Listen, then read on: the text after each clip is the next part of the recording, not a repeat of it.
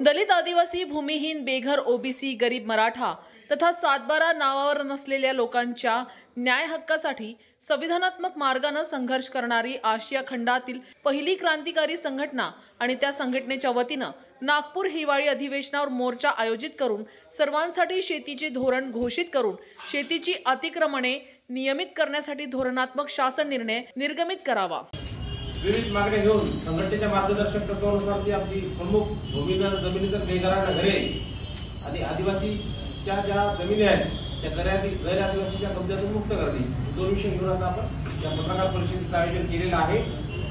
याबाबत महाराष्ट्राचे मुख्यमंत्री देवेंद्र फडणवीस, महसूल मंत्री चंद्रशेखर बावनकुळे यांच्याकडे याची अधिकृत आता 1 घंट्याच्या पूर्वी आम्ही कॉपी दिली त्यांच्या कार्यालयातून।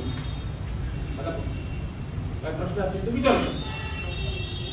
काय मोर्चा केव्हा आहे, काय आहे ते सांगा ना तुम्ही। अधिवेशन 8 तारखेपासून आता मोर्चा चालू होणार आहे। उद्या पुन्हा आम्ही सगळ्या संघटनेचं शिष्टमंडळ क्रांती बाबूराव शर्मा आदिवासी गोंड समाज संघटना, बिगर सातबारा शेतकरी संघटना, श्यामादादा कुलाम ब्रिगेड याच्या दरवर्षी 3 संघटना आम्ही येऊन इथे निवेदन देऊ। उद्या जे ओएडी आहेत पालकमंत्री साहेबांचे आणि महसूल मंत्री साहेबांचे त्यांना भेट देऊन त्यांच्याकडे निवेदन सादर करू आणि 10 डिसेंबर मानवी हक्क दिनाच्या औचित्य साधून तिथे मोर्चा आयोजित केला।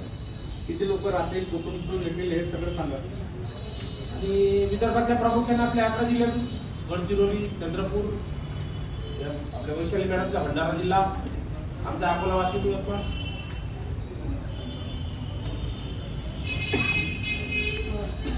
याच्या आधी भी तुम्ही आंदोलन केलं होतं, त्याला प्रतिसाद मिळाला नाही दिसून येत आहे, का सांगता?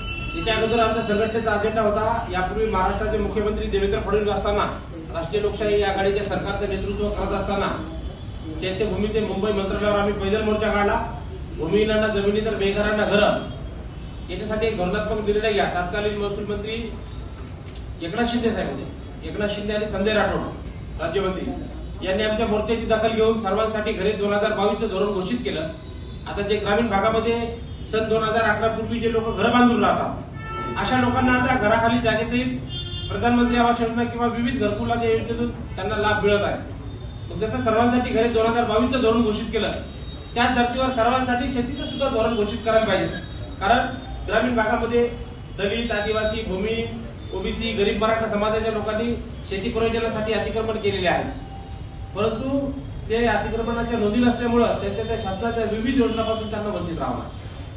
म्हणून ते सर्वांसाठी शेतीचं तर धोरण घोषित झालं आणि शेतीच्या ज्या अतिक्रमणी जमिनी आहेत यासाठी पर्टिक्युलरली जर धोरणात्मक पद्धतीचा शासन निर्णय निर्गमित झाला तर या लोकांचा बहुतांश लक्षवेधी लोकांचा त्याच्यामध्ये फायदा होतो। कशा प्रकारे